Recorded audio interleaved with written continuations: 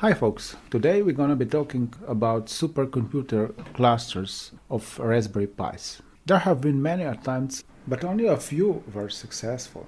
And we'll also look at what it takes to build a supercomputing cluster. But first, I would like to thank you for your numerous comments, suggestions and opinions. Feel free to write them as long as they are decent and respectful. Let's get back to supercomputing. According to Wikipedia, a supercomputer is a computer with high level of performance compared to a general purpose computer like a classic PC.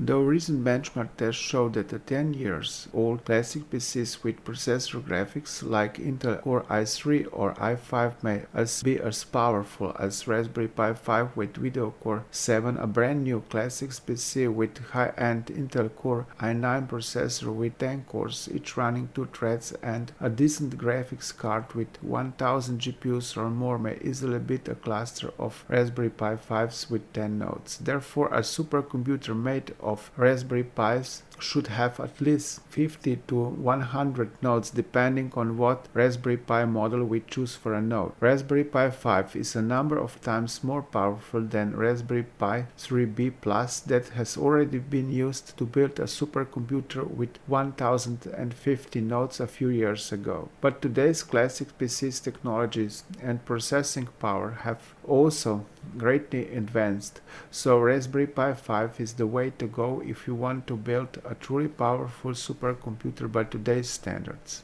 If you want to build a truly powerful supercomputer, it might not have been a bad idea to look at the world's top 500 supercomputers list. It is updated every half a year, but it suffices for us if we look at top 10 supercomputers from November 2023. At the first place is Frontier. It is based on AMD optimized 3rd generation EPYC processor, each having 64 cores running at 2 GHz. There are a little bit less than 8.7 million of cores, and the supercomputer can perform 1194 petaflops per second, which is really impressive. On the second place there is Aurora with Intel Xeon technology. It has Intel Xeon CPU Max 9470 processors, each having 52 cores running at 2.4 GHz. But all over there are just about 4.7 million of cores, and it can perform about 585 petaflops per second. On the third place there is Eagle.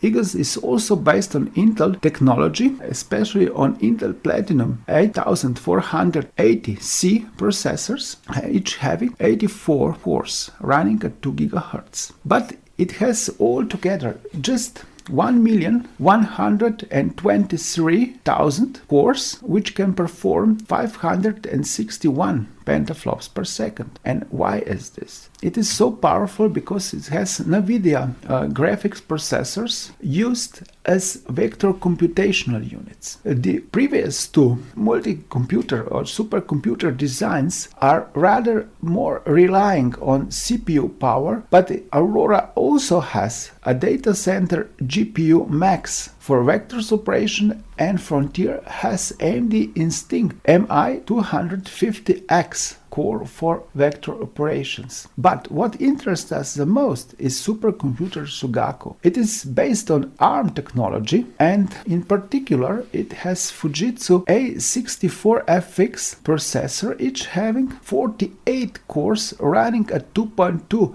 GHz. It has still an impressive number of processor cores altogether. It's 7.6 million, and it can perform 442 petaflops per second. Why does this one interest us the most? Because we intend to build a Raspberry Pi 5 based supercomputer, which is based on a similar core technology. Raspberry Pi 5 has system-on-chip BCM2712 with 4 ARM Cortex A76 cores running at 2.4 GHz.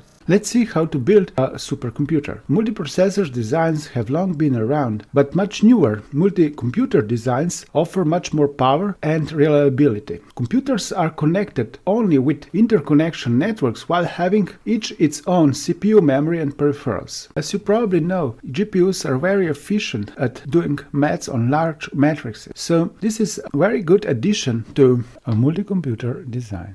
If we take a closer look to a CPU or GPU within a computing node, we can see that it has a number of computing cores, each having one or more execution units that executes machine instructions, feeding the associated data to the functional unit. Usually, there are 3 layers of caches that greatly speed up the machine instructions and data delivery to the execution unit. To further speed up the CPU operation, layer 1 cache is divided to instructions and data. The layers underneath are uniform for instructions and the data. With modern processors, it is still possible to make a multiprocessor computer or computing node by adding a 4th layer of cache and processor to memory access arbiter. Building a supercomputer as a multicomputer is relatively easy. We just have to pack computing nodes into a rack or a computer cabinet and connect them together with some kind of network. Supercomputer nodes are connected with 2 layers of networking. The first layer is within a rack and the second layer is between the racks. Now let's see how Raspberry Pi 5 may be used as a multicomputer node. It has all that a multicomputer node needs. First, let's look at the CPU. It's got 4 cores, ARM Cortex-A76 running at 2.4 GHz. It also has 3 layers of caches. The first layer is separated from instructions and data. Each part has 64 kilobytes. The second layer is 512 kilobytes combined for instructions and data, and the third layer is combined for all 4 computing cores. Its size is 2 megabytes. Let's observe the other parts of Raspberry Pi. It has 4 or 8 gigabytes of RAM, but it only has 1 memory bank, which means that its memory is not as fast as if there were more memory banks, because with more memory banks you can use memory interlacing.